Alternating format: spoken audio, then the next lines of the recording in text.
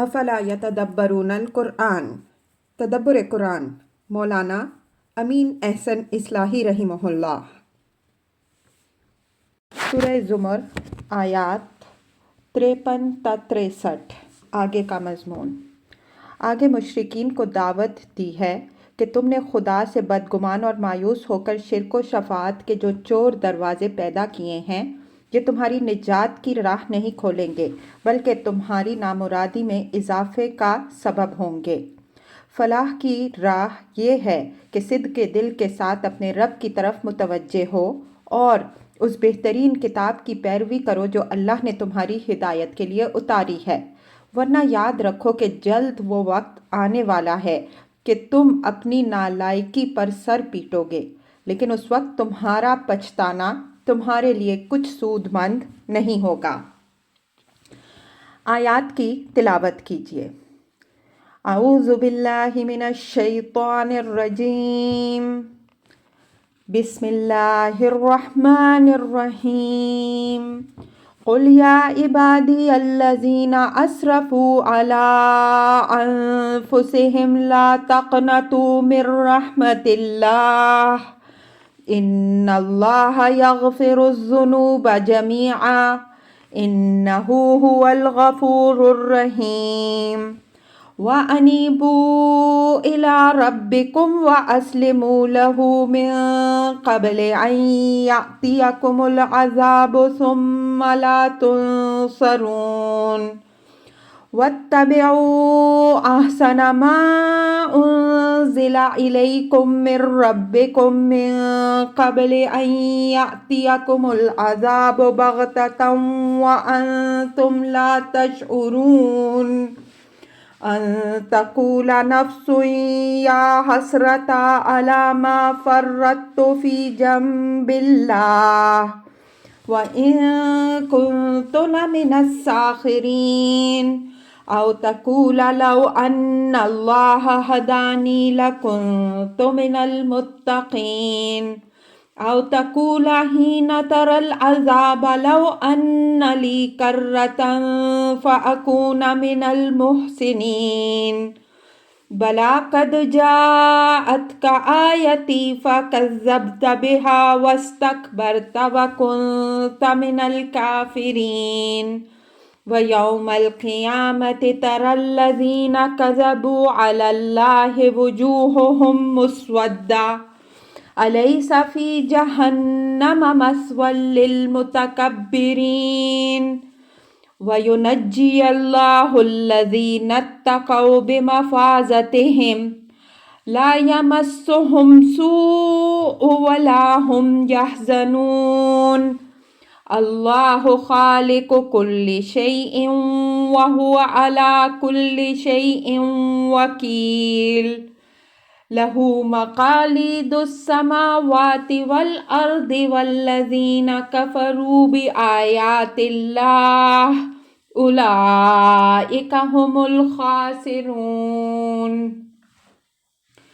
ترجمہ، کہو اے میرے بندوں جنہوں نے اپنی جانوں پر زیادتی کی ہے، اللہ کی رحمت سے مایوس نہ ہو، اللہ تمہارے گناہوں کو بخش دے گا، وہ بڑا ہی غفور و رحیم ہے۔ اور رجوع کرو اپنے رب کی طرف اور اس کے مطیع بن جاؤ قبل اس کے کہ تم پر عذاب آ دھمکے، پھر تمہاری کوئی مدد نہیں کی جائے گی، اور پیروی کرو اس بہترین چیز کی جو تمہاری طرف تمہارے رب کی طرف سے اتاری گئی ہے، قبل اس کے کہ تم پر اچانک عذاب آ پڑے اور تم کو اس کی خبر بھی نہ ہو۔ مبادا کوئی کہے کہ ہائے افسوس میری اس کوتاہی پر جو اللہ کے باب میں مجھ سے صادر ہوئی، اور بے شک میں مذاق اڑانے والوں میں سے بنا رہا۔ یا کوئی یہ کہے کہ اگر اللہ مجھے ہدایت دیتا تو میں بھی ڈرنے والوں میں سے ہوتا۔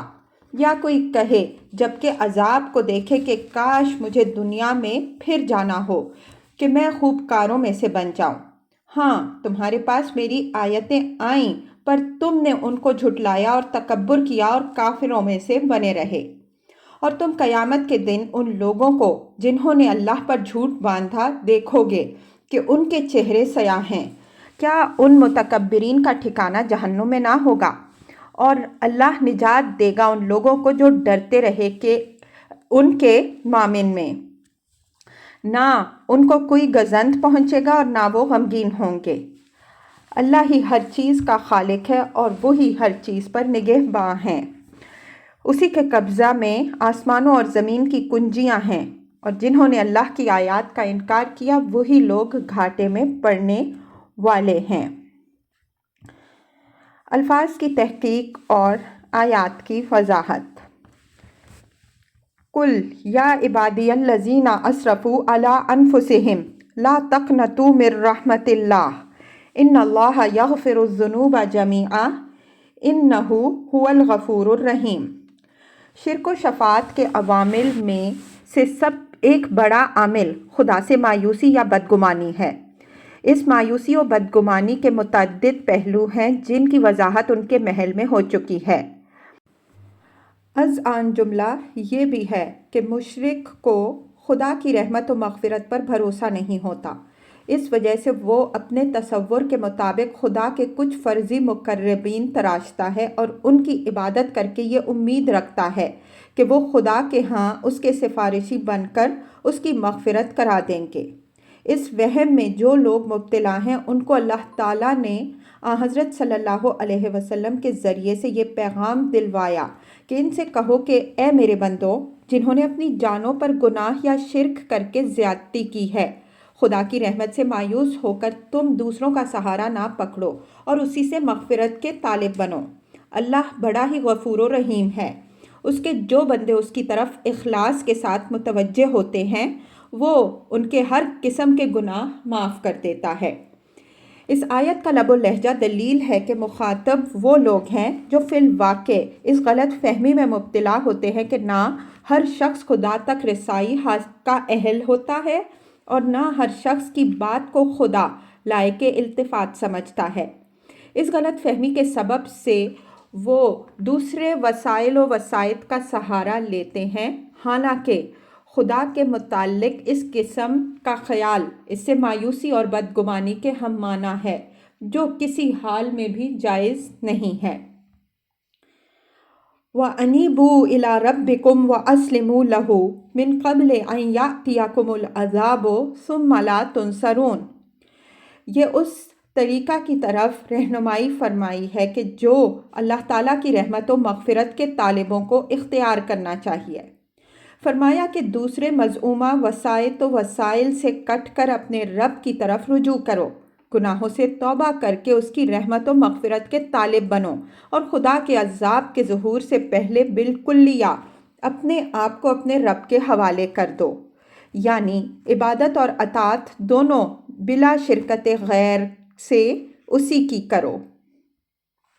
من قبل ان یأتیکم العذاب سے عذاب آخرت بھی مراد ہو سکتا ہے، لیکن یہاں قرینہ سے معلوم ہوتا ہے کہ اس عذاب کی طرف اشارہ ہے جو رسول کے اتمام حجت کے بعد اس کے مکذبین پر لازماً آتا ہے۔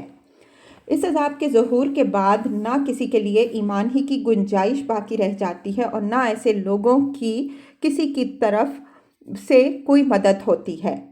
مطلب یہ ہے کہ اس عذاب کے متمنی اور طالب نہ بنو، بلکہ اپنی بھلائی چاہتے ہو تو اس سے پہلے توبہ اور اصلاح کی فکر کرو۔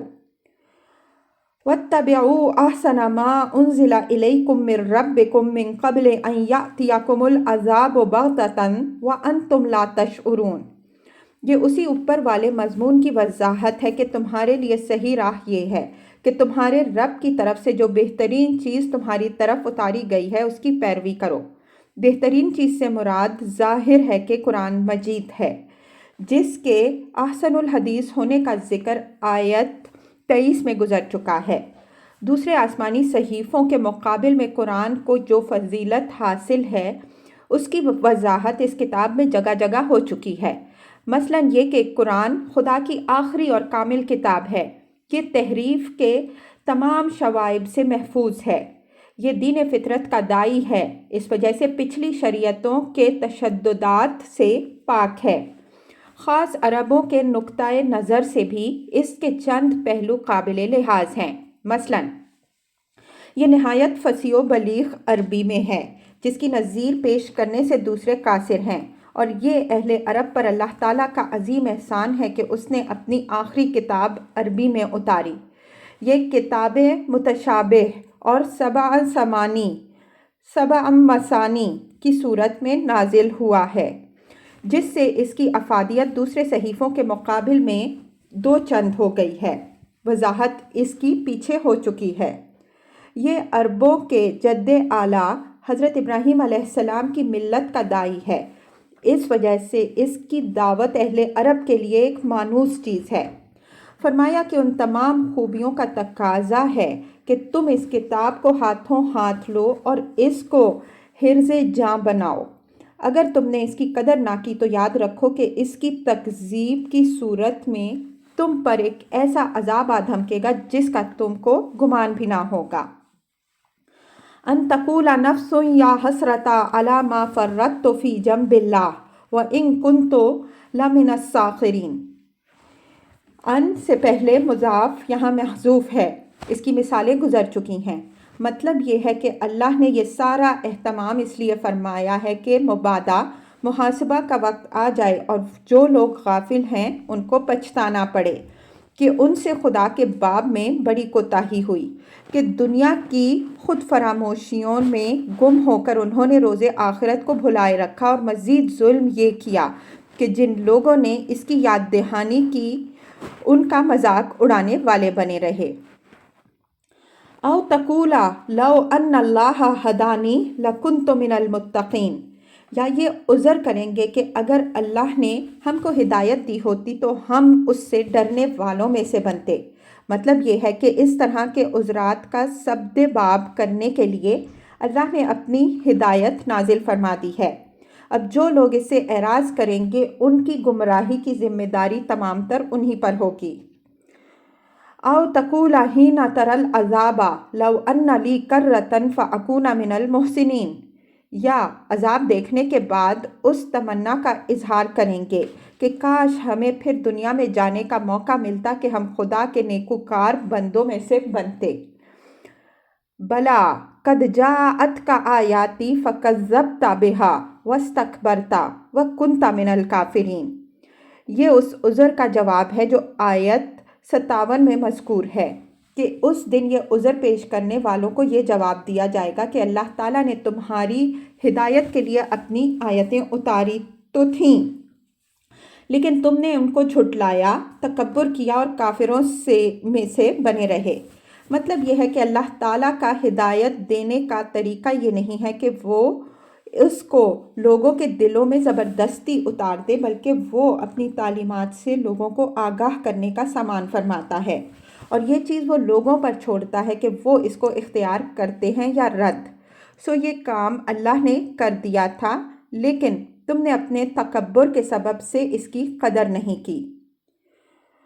وَيَوْمَ الْقِيَامَةِ تَرَى الَّذِينَ كَذَبُوا عَلَى اللَّهِ وُجُوهُهُمْ مُسْوَدَّةٌ أَلَيْسَ فِي جَهَنَّمَ مَثْوًى لِّلْمُتَكَبِّرِينَ۔ کذبوا علی اللہ سے مراد شرک ہے، اس کی وضاحت اس کے محل میں ہو چکی ہے۔ مطلب یہ ہے کہ جو لوگ اللہ پر جھوٹ بولیں گے خدا نے فلاں اور فلاں کو اپنا شریک بنایا ہے، اور جب اللہ کی طرف سے ان کو تنبیہ کی گئی کہ خدا کا کوئی شریک و سہیم نہیں ہے تو بالکل بے دلیل محض اپنے غرور کی بنا پر اپنی بات کی پچھ کی۔ قیامت کے دن ان کے چہرے ان کے اس غرور کی پاداش میں سیاہ ہوں گے۔ الیس فی جہنم مثوی للمتکبرین، یہ سوال کیا ہے کہ کیا ان متکبروں کا ٹھکانہ جہنم میں نہ ہوگا؟ مطلب یہ ہے کہ ایسے خود سروں کا سزاوار جہنم ہونا تو ایک ایسی واضح بات ہے جس میں کسی کے لیے بھی اختلاف کی گنجائش نہیں ہے، چنانچہ یہ متکبرین سب جہنم میں جھونک دیے جائیں گے۔ وَيُنَجِّيَ اللَّهُ الَّذِينَ اتَّقَوْا بِمَفَازَتِهِمْ لَا يَمَسُّهُمُ السُّوءُ وَلَا هُمْ يَحْزَنُونَ۔ متکبرین کے مقابل میں یہ ان لوگوں کا صلہ بیان ہوا ہے جو اللہ سے ڈرنے والے بنے رہے۔ فرمایا کہ اللہ غرور سے پاک بندوں کو ان کے مامن میں پناہ دے گا۔